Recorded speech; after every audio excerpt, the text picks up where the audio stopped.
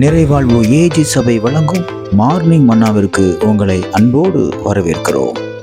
கர்த்தருடைய பரிசுத்த நாமம் மகிமைப்படுவதாக. இந்த நாளில் உங்களை சந்திப்பதில் மிகுந்த சந்தோஷம். ஏன்னா அன்பான பிள்ளைகளை இறுக்கமா, ரொம்ப கோபமா, ரொம்ப எரிச்சலோட கூட இருக்கீங்களா? சில மனுஷங்களுக்கு மேல, சில அதிகாரிகளுக்கு மேல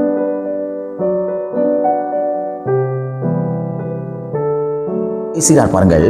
மத்திய எழுதின சுவிசேஷம் 6வது அதிகாரம் 15வது வசனத்துடைய கடைசி பகுதி இப்படியாக இயேசு கிறிஸ்து சொல்லுகிறார், உங்கள் பிதா உங்கள் தப்பிதங்களையும் மன்னியாதிருப்பார். இன்னைக்கு உங்க பாவங்களை, உங்க தப்பிதங்களை ஆண்டவர் மன்னிக்க மாட்டேன்னு சொல்றாரு. அதிர்ச்சியா இருக்குதா? அது எப்படியா? என் பாவங்களுக்காக சிலுவையில அவர் ரத்தம் செஞ்சிருக்கிறாரே, எனக்காக அவர் அடிகளை பெற்றிருக்கிறாரே, அவர் எப்படி இந்த பாவத்தை அவர் மன்னிக்க மாட்டேன்னு சொல்லுவாரு அப்படிங்கிற ஒரு பெரிய சந்தேகம் இருக்குல்ல.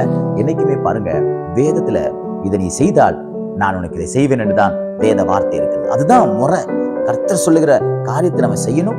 அப்பொழுது அவரிடத்திலிருந்து நாம் ஆசீர்வாதங்களை பெற்றுக்கொள்ள முடியும். நம்ம தப்பிதங்கள் மன்னிக்கப்படணும், நம்முடைய பாவங்கள் மன்னிக்கப்படணும், நம்முடைய குற்றங்கள் மன்னிக்கப்படணும்னா அதுக்கு முன்னாடி கர்த்தர் சொல்றாரு, நான் வாசிக்கிறேன் பாருங்க, மனுஷனுடைய தப்பிதங்களை நீங்கள் அவர்களுக்கு மன்னியாதிருந்தால், நீங்க ஒருத்தரை மன்னிக்கலன்னா கர்த்தர் உங்களை மன்னிக்க மாட்டார். அதான் அதனுடைய அர்த்தம். நீங்க யாரையாவது மன்னிக்காம இருக்கீங்களா? எவ்வளவு பெரிய தப்பு பண்ணிட்டான் தெரியுமா பாஸ்டர்? ஐயா, அவன் எவ்வளவு பெரிய தப்பு பண்ணிட்டான், நான் எப்படி மன்னிக்கிறது? மனசார எப்படி மன்னிக்கிறது? அவன் மனுஷனே கிடையாது, மனுஷ பிறவியே கிடையாது. அவ்வளவு தப்பு பண்ணிட்டான். எனக்கு விரோதமான காரியங்கள் அவ்வளவு பேசியிருக்கான், எனக்கு விரோதமா செயல்பட்டு இருக்கிறான், என்னுடைய பொருள் எல்லாம் அபகரிச்சுக்கிட்டான், என்னுடைய குடும்பத்தை கெடுத்துட்டான், என் பிள்ளைகளை கெடுத்துட்டான், என்னுடைய வாழ்க்கையை கெடுத்துட்டான், என் வேலையை கெடுத்துட்டான், நான் எப்படி அவனை மன்னிக்கிறது அப்படின்னு உங்க இருதயம் குமுறுகிறதை என்னால் பார்க்க முடிகிறது. ஆனால் வேதம் சொல்லுகிறது, அவன் எவ்வளோ பெரிய தப்பு பண்ணியிருந்தாலும், அவன் உங்களுக்கு எவ்வளோ தீமைகளை செஞ்சிருந்தாலும், நீங்க அவனுக்கு மன்னித்தீர்களானால் கர்த்தர் உங்கள் தப்பிதங்களை மன்னிப்பார்.